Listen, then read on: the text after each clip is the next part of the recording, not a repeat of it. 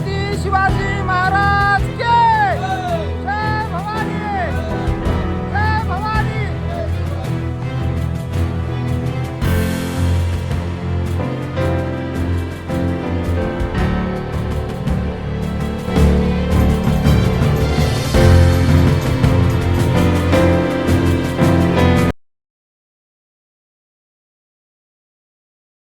नमस्कार, जय शिवराय माझ्या भावांनो आणि त्यांच्या बहिणींनो.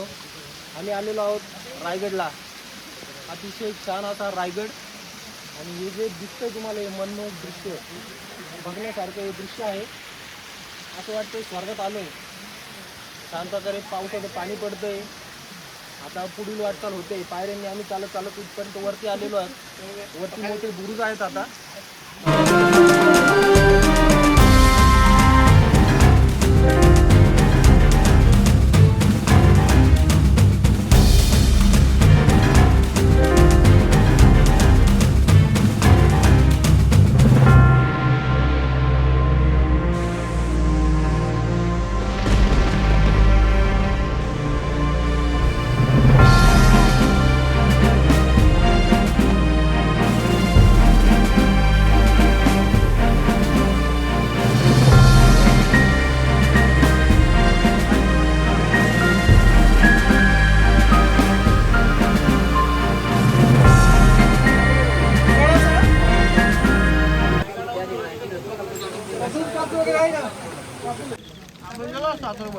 पायऱ्या चढून वर आल्यावरती मध्येच एका दादांची आपल्याला चहाची टपरी मिळाली. तर चहाचा आस्वाद घेत तिकडे थांबलोय. रस्त्यातच आपल्याला पायऱ्यांनी चढताना डावीकडे या दोन तोफा दिसतात.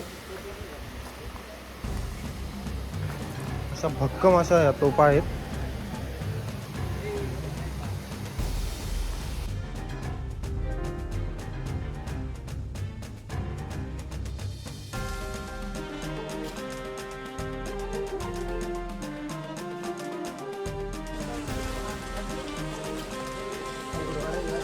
गडावर चढताना वरती आल्यावर उजवीकडे जो आपल्याला दिसतोय तो महाकाय असा हत्ती तलाव आहे.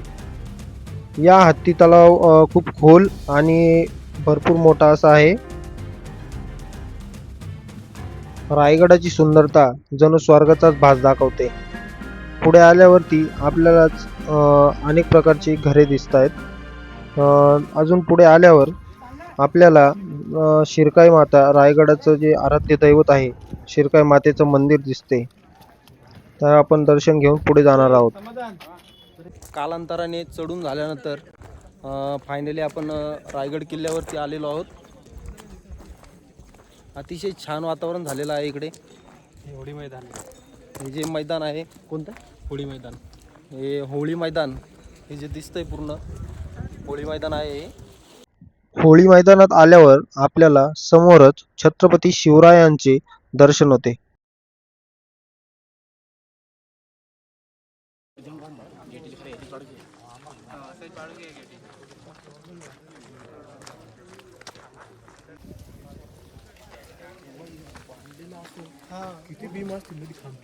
चालायचं पूर्ण 30,000 होती. म्हणजे ती जे रोज तुमचं ते करायचं ना, देवाण घेवाण, पुढं काय गेलं, सैन्याला महसूल जमा झाला, महसूल सैन्य ते होतं.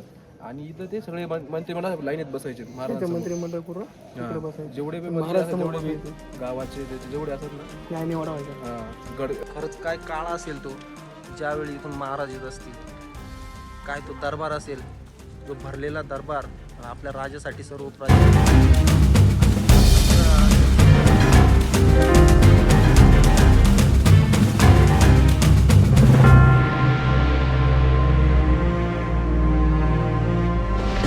राजांचा दरबार. याच ठिकाणावर छत्रपती शिवाजी राजांचा राज्याभिषेक होणारच. आपण सर्वजण करणारच.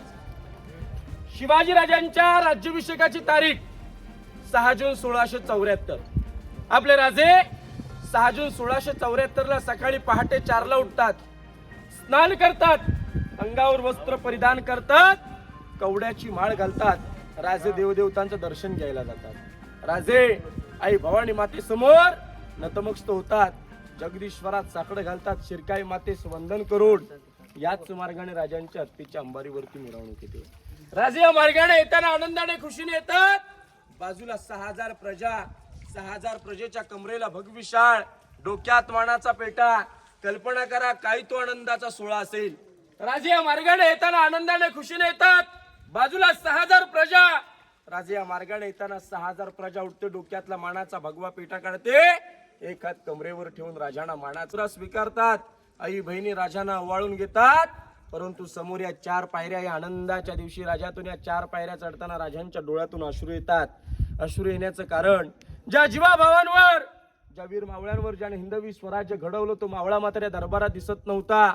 या पायऱ्या चढताना राजे आऊसाहेबांना म्हणतात की आऊसाहेब, ज्या मी पहिली पायरी चढतो हिंदवी स्वराज्याची, दुसरी पायरी प्रतापराव गुजर, तिसरी पायरी चढतो ओ आधी लगीन कोंडाण्याचं, मग माझ्या रायबाचे असे म्हणणारे ताना.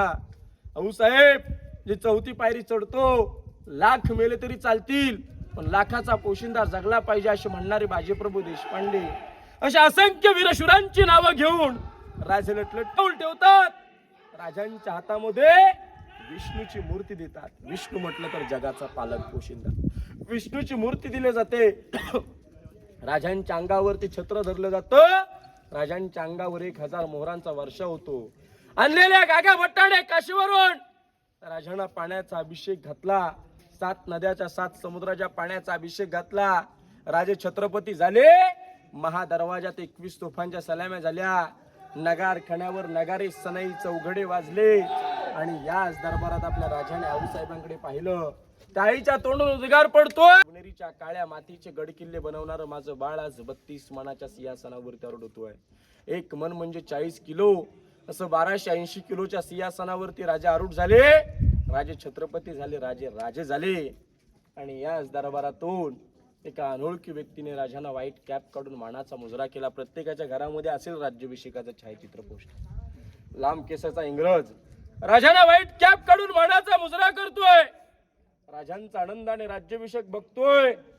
राज्याभिषेक बघताना तो डेली डायरी मध्ये आनंदाच्या गोष्टी लिहून ठेवतो. आणि त्याची 2 पायाचा माणूस माझी येताना एवढी दमचक झाली. मग राजाने बलाढ्य देहाचे 4 पायाच्या हत्ती गडावरती कसे आणले. इंग्रजासोबत ट्रान्सलेटर मराठी माणूस नारायण शिवणे या शिवनेनं प्रश्न विचारतो. मराठी माणूस काय सांगणार. आमच्यापेक्षा तुम्ही बांधकाम करण्याआधीच लहान पिल्ल पालखीत बसून आणलेली पाळणपोषण रायगडावरती केलं. या प्रकारे राजांचा राज्याभिषेक पार पडला. आणि या दरबारामध्ये एका झुलपुकदाराने जोरात की महाराज क्षत्रिय कुला वंश सिंहासनाधीश्वर महाराजाधिराज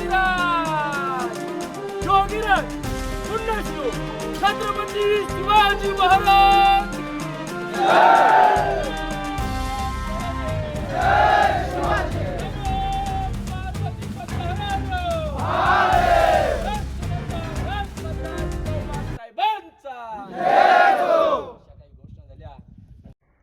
पुढे आल्यावर आपल्याला बाजारपेठ बघायला मिळते. व्यापारासाठी महाराजांनी अतिशय छान प्रकारे बाजारपेठाही बनवलेल्या होत्या, बघू शकतात.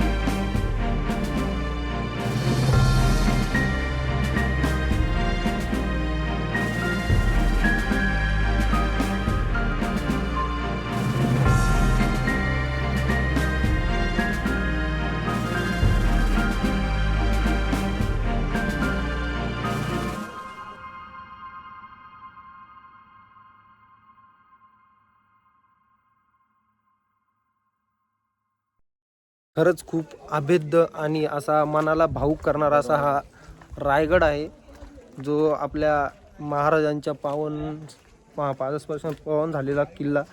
आणि महाराजांनी जास्त काळ इथेच काढला आहे. छत्रपती शिवाजी महाराज असो किंवा संभाजी महाराज. यानंतर आपण जाणार आहोत गडावरील अभेद्य अशी वास्तू जगदीश्वराचे मंदिर.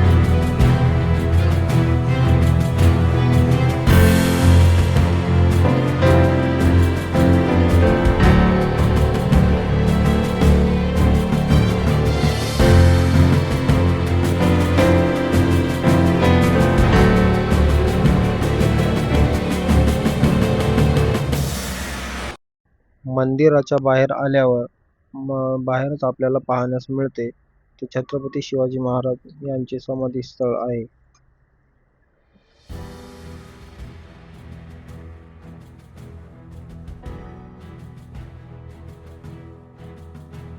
मित्रांनो, आता आपण फिरतोय, जगदीश्वराचं दर्शन करून झाले आहे. आणि आता आपण टकमक टोकाकडे जातोय.